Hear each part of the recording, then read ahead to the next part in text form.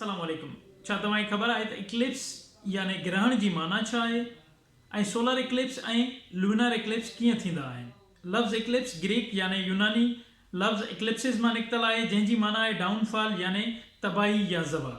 ॿिनि क़िस्मनि जा इक्लिप्स यानी ग्रहण थींदा आहिनि, सोलर इक्लिप्स यानी सिज ग्रहण ऐं लूनर इक्लिप्स यानी चंड ग्रहण।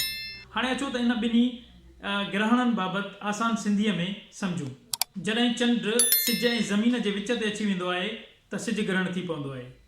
सिज जा किरण चंड जी ओट में अची वेंदा आहिनि ऐं रोशनी धरतीअ जे उन हिसे ताईं पहुची न आहे सघंदी, ऐं जॾहिं ईअं थींदो आहे त धरतीअ जे उन मख़सूस हिसे ते चंड जो पाछो ठही पवंदो आहे ऐं पोइ उतां खां ईअं लॻंदो आहे ॼण चंड कारो थी वियो हुजे। जॾहिं त चंड सिज खां तमामु घणो नंढो आहे, तंहिं करे धरतीअ जे कुझु ई हिसे ते ऊंदहि थींदी आहे।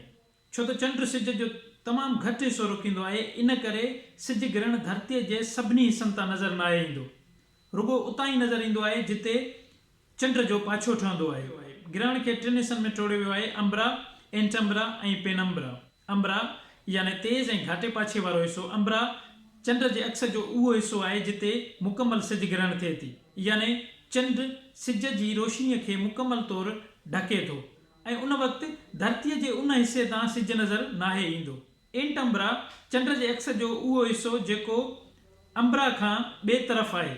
हिन हिसे में चंड सिज जे साम्हूं हूंदो आहे, पर उहो उनखे मुकमल तौरु नाहे ढकींदो, छो त सिज जो ॿाहिरियों हिसो चंड जे चौधारी नज़र ईंदो आहे।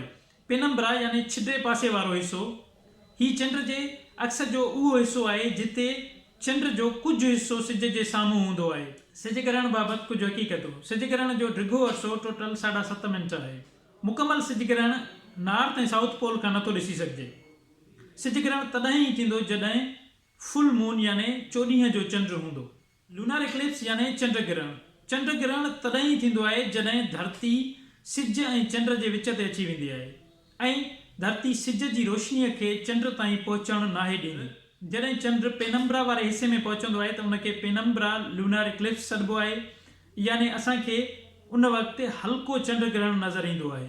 ऐं जॾहिं चंड जो कुझु हिसो पेनम्बरा ऐं कुझु हिसो अंबरा में हूंदो आहे त उन वक़्तु असांखे अधु चंड ग्रहण नज़र ईंदो आहे, ऐं जॾहिं चंड अंबरा वारे हिसे में ईंदो आहे त उन वक़्तु असांखे टोटल लूनर इक्लिप्स यानी मुकमल चंड ग्रहण नज़र ईंदो आहे।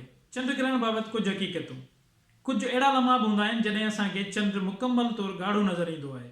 असांखे इहा ख़बर आहे त सिज जी रोशनी नारंगी, नीरे, साए, ॻाढ़े, वायलेट ऐं वाङणाई रंगनि ते मुश्तमिल आहे, ऐं जॾहिं सिज जी उहा रोशनी धरतीअ जे वायुमंडल सां टकराईंदी आहे त लॻभॻि समूरा रंग परे विखरी वेंदा आहिनि। रुगो ॻाढ़ो रंग ई धरतीअ ताईं पहुचंदो आहे, छो त उन जी वेवलेंथ तमामु घणी आहे। तंहिं करे ई मुकमल चंड ग्रहण वक़्तु असांखे चंड ॻाढ़ो नज़र ईंदो आहे। चंड ग्रहण जो डिघो अरसो लॻभॻि 1 खां 2 कलाक ताईं थी सघे थो। जेकॾहिं तव्हांखे लॻे थो हीअ वीडियो ॼाण मुहैया कंदड़ आहे त पोइ असांजो चैनल सब्सक्राइब कंदा ऐं घंटी वारे बटण खे ज़रूरु दॿाईंदा त जीअं ईंदड़ वीडियोज़ बाबति तव्हांखे ख़बर पइजी सघे।